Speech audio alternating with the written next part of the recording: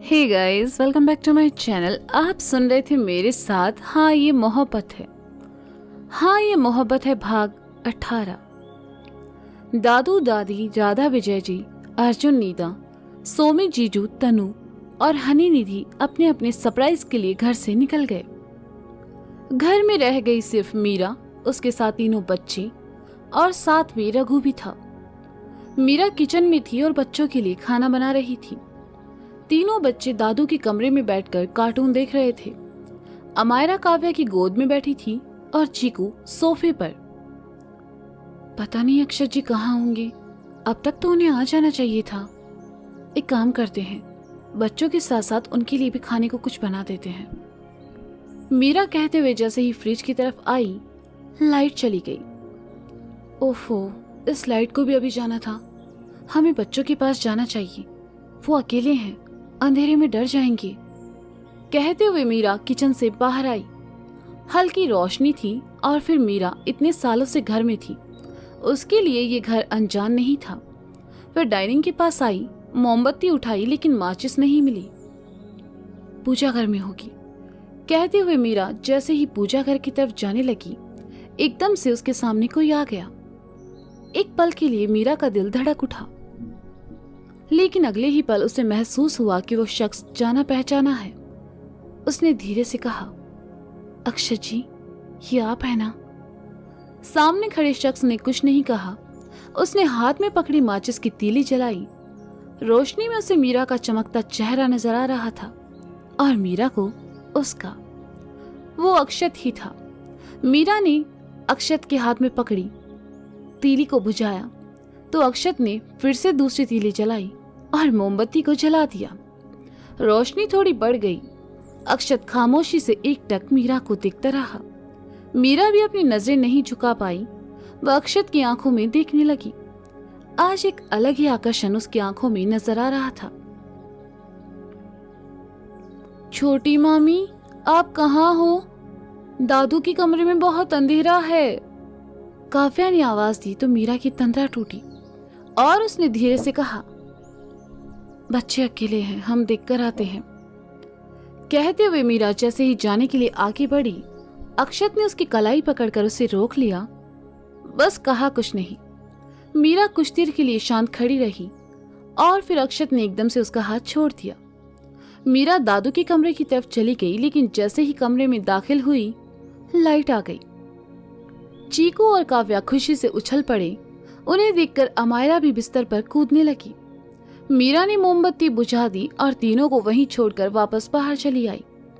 मीरा ने देखा अक्षत हॉल में नहीं है। उसने ऊपर देखा लेकिन वो वहां भी नहीं था। शायद चेंज करने गए हों, खुद से कहते हुए मीरा फिर किचन की तरफ चली आई। जैसे ही मीरा किचन में आई, थोड़ा हैरान हो गई।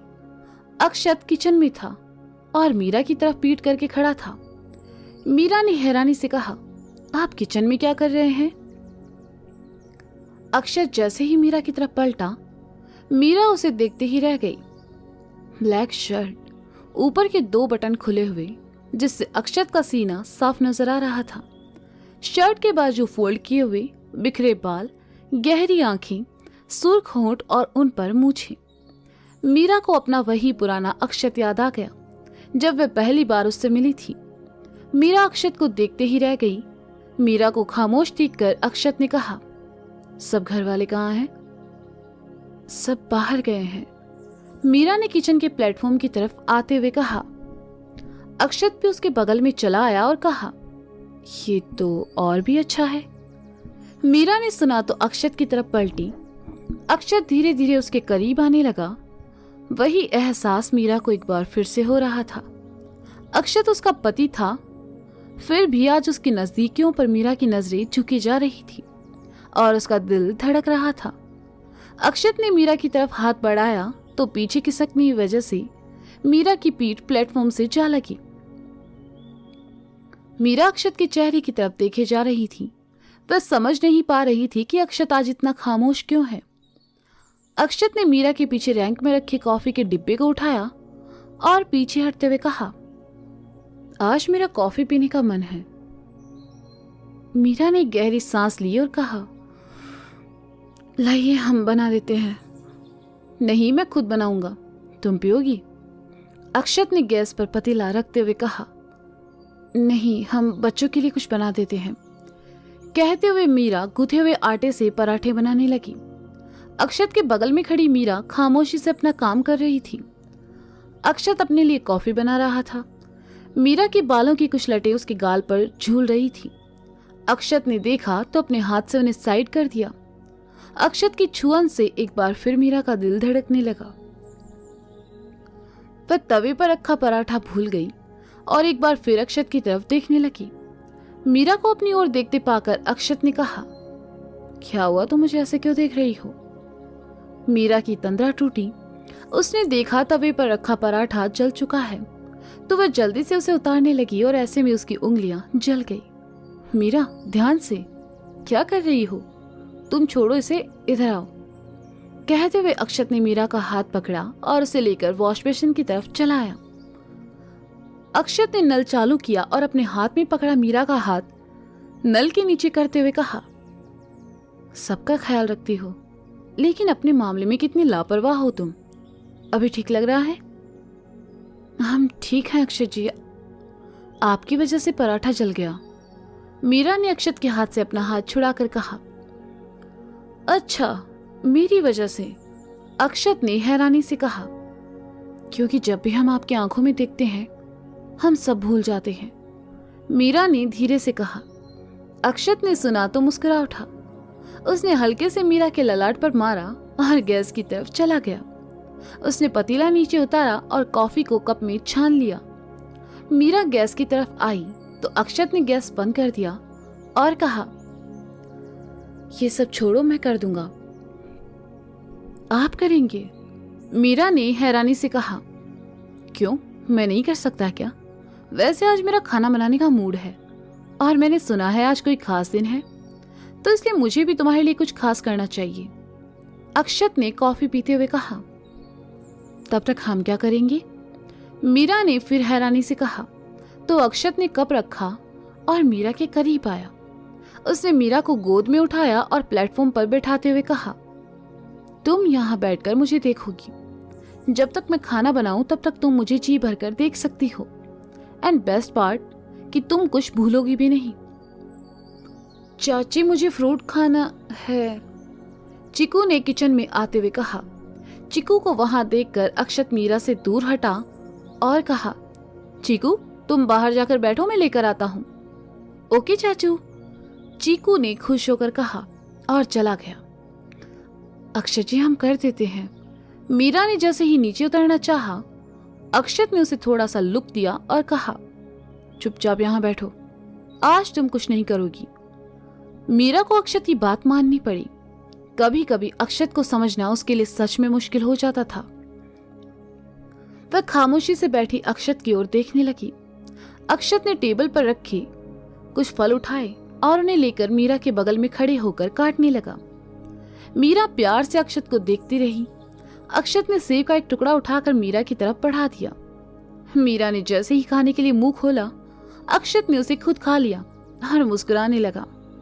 मीरा ने मुंह बना लिया तो अक्षत ने एक टुकड़ा फिर उठाया, लेकिन इस बार उसे अपने होठों के बीच रखा और मीरा की तरफ करके अपनी भवें उचकाई।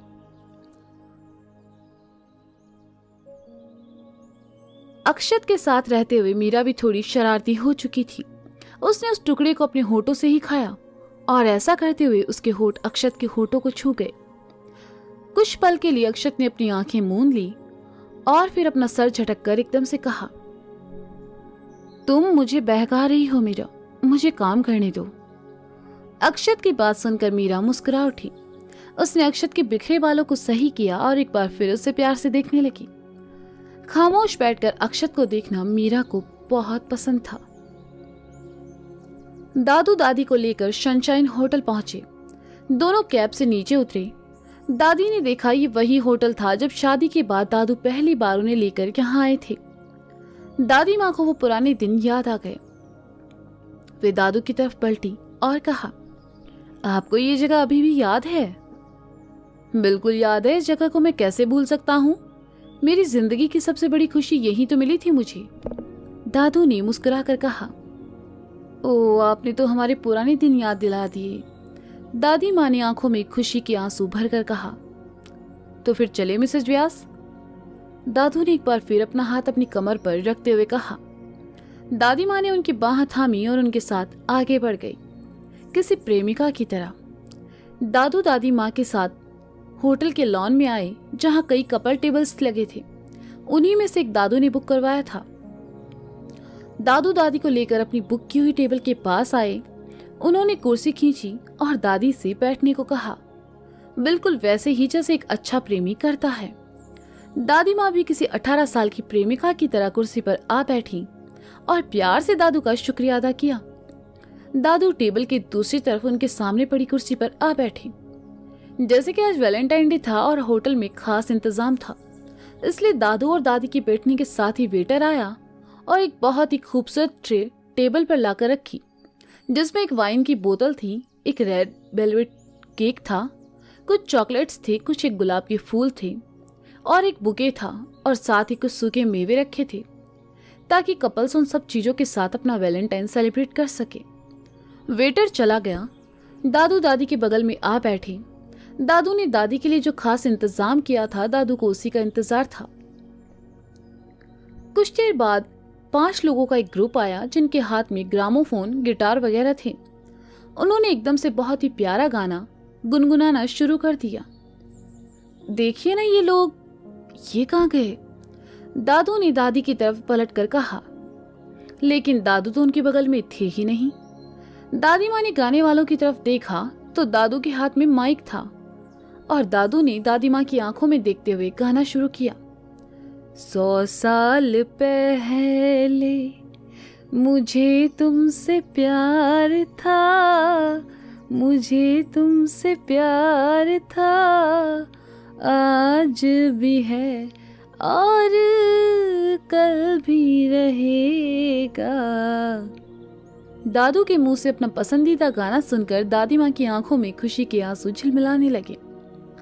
हालांकि दादू गाने के मामले में बहुत बेसुरे थे, मुझसे भी ज्यादा, लेकिन पीछे खड़े लड़कों को अपने म्यूजिक सिस्टम के साथ उनका साथ देना पड़ा, क्योंकि उन्होंने पैसे लिए थे।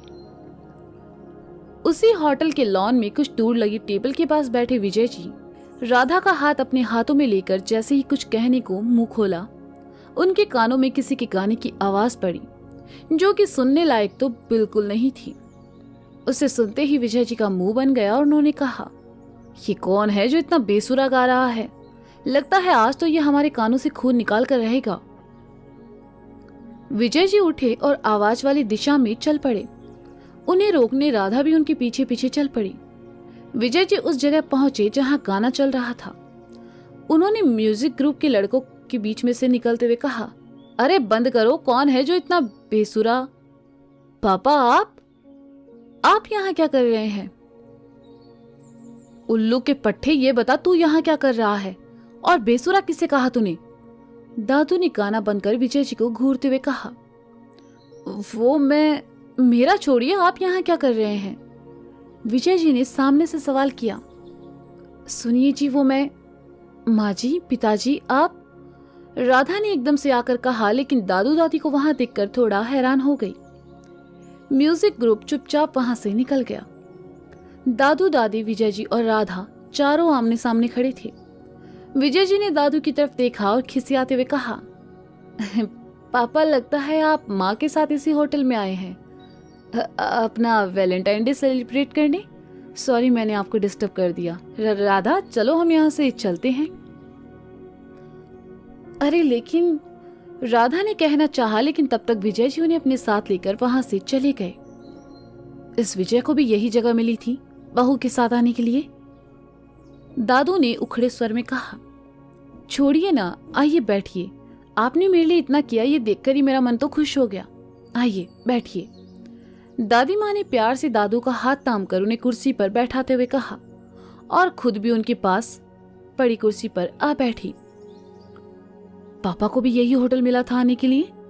राधा का हाथ थामे आगे बढ़ते हुए विजय जी ने चिढ़ते हुए कहा। उन्हें थोड़े पता था हम लोग यहाँ होंगे, चलिए हम दूसरी जगह चलते हैं।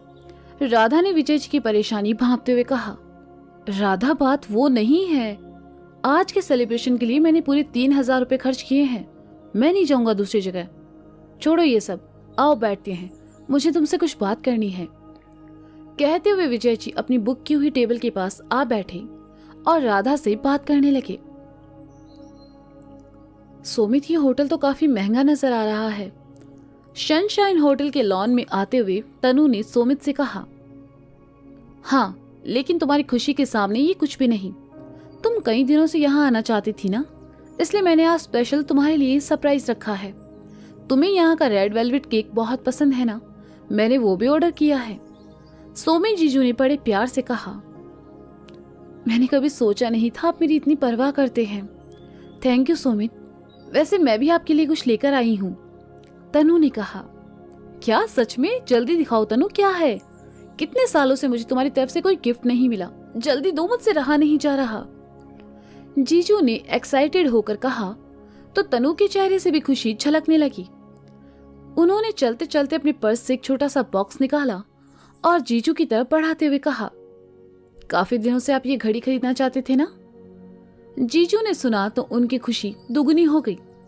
वो डिब्बा लेकर जैसे ही आगे बढ़े, सामने कारपेट में उनका पैर उलझा और उनके हाथ से डिब्बा ऊपर उछल गया। सुरेखा जी, मैं आपसे ये कहना चाह रहा था कि दादू ने दादी माँ का हाथ अपने हाथों में थामे इतना ही कहा कि धप करके एक छोटा सा डिब्बा आकर उनके सामने रखे वेलवेट केक पर आ गिरा। केक के छिचड़े उड़े और दादू और दादी माँ पर आ गिरे, साथ ही यहाँ वहां भी फैल गए।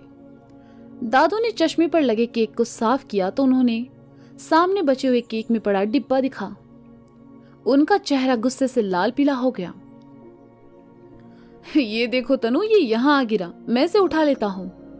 जीजू ने केक में गिरे डिब्बे को जैसे ही उठाना चाहा, दादू ने उनकी कलाई पकड़ ली। जीजू ने हैरानी से बगल में देखा तो धक्का लगा, शायद तो इसे माइनर अटैक भी कह सकते हैं। जीजू ने दादू के चश्मे से दूसरे ग्लास को साफ कर डरते हुए कहा, दादू आप यहाँ? क्या तुम सबने आज मेरी शाम बर्बाद करने की ठान ली है? दादू ने गुस्से से कहा तो जीजू सहम कर पीछे हट गए। उन्होंने डिब्बे को भी केक पर ही छोड़ दिया। तनु तो दादी माँ की तरफ चली आई और उन पर लगा केक साफ करने लगी। दादू ने सोमी जीजू को घूरा और कहा, पूरे इंदौर में आपको भी यही होटल मिला था? अरे दादू, हमें क्या पता आप भी यही हैं। वैसे आप यहाँ? सोमी जीजू ने पूछा तो दादू सोमी जीजू को घूरने लगे। उन्हें देखकर सोमी जीजू समझ गए, इसलिए झेंपते हुए कहा, शायद मैंने गलत सवाल पूछ लिया, मुझे चलना चाहिए। तनु, आओ चलते हैं, मैं ये बॉक्स ले लेता हूँ। जीजू ने बॉक्स लेना चाहा, उनकी नजर दादू के गुस्से भरे चेहरे पर चली गई। उन्होंने डिब्बे को वहीं छोड़ दिया और कहा, मैं इसे बाद में ले लूंगा। तनु, आओ चलते हैं। जीजू तनु के साथ वहां से चले गए। विजय जी की तरह सोमी जीजू ने भी आज के लिए टेबल बुक किया था, और वो भी कहीं नहीं, यहीं इस होटल में। दोनों अपने टेबल की तरफ जाने लगे कि चलते चलते जीजू पलट गए और वापस जाने लगे। तनु को कुछ समझ नहीं आया, वह जीजू के साथ आई और कहा, क्या हुआ, वापस क्यों जा रहे हैं? अरे सामने मौसा जी और मौसी बैठे हैं, वो लोग भी यहाँ आए हैं, मुझे तो शक है कहीं अर्जुन नीता भी यहाँ ना आए हो। सोमी जीजू ने कहा और सामने से आते होटल के मैनेजर को रोककर कहा, सर क्या आप मेरी टेबल चेंज कर सकते हैं?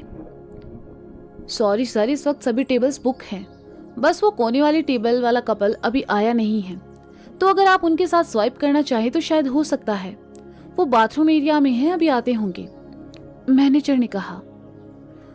हाँ थैंक यू, जीजू ने राहत की सांस लेते हुए कहा और फिर पूछा, वैसे क्या आप मुझे बता सकते हैं वो लास्ट टेबल किस नाम से बुक हुआ है? जी मिस्टर अर्जुन व्यास और नीता व्यास के नाम से। नाउ एक्सक्यूज मी प्लीज, कहकर मैनेजर वहां से चला गया। जीजू और तनु हैरानी से एक दूसरे को देखने लगी। वो आखिरी टेबल दादू की टेबल के पास ही था, दूसरा वो अर्जुन ने बुक की थी, इसलिए जीजू उतरा हुआ मुंह लेकर तनु के साथ अपनी टेबल की तरफ चल पड़े। विजय जी उन्हें ना देख ली, इसलिए उन्होंने अपना चेहरा मेन्यू कार्ड से ढक लिया। सब अपना वैलेंटाइन सेलिब्रेट करने आए थे, लेकिन सब एक ही होटल में मौजूद थे और ये वैलेंटाइन कम फैमिली डिनर ज्यादा लग रहा था। तो दोस्तों ये था हाँ ये मोहब्बत है भाग 18। इसका अगला भाग आप जल्द ही सुनेंगे मेरे साथ। तब तक के लिए शुक्रिया, बाय बाय, अपना ख्याल रखें और हाँ सुनते रहें हाँ ये मोहब्बत है मेरे साथ। Bye bye.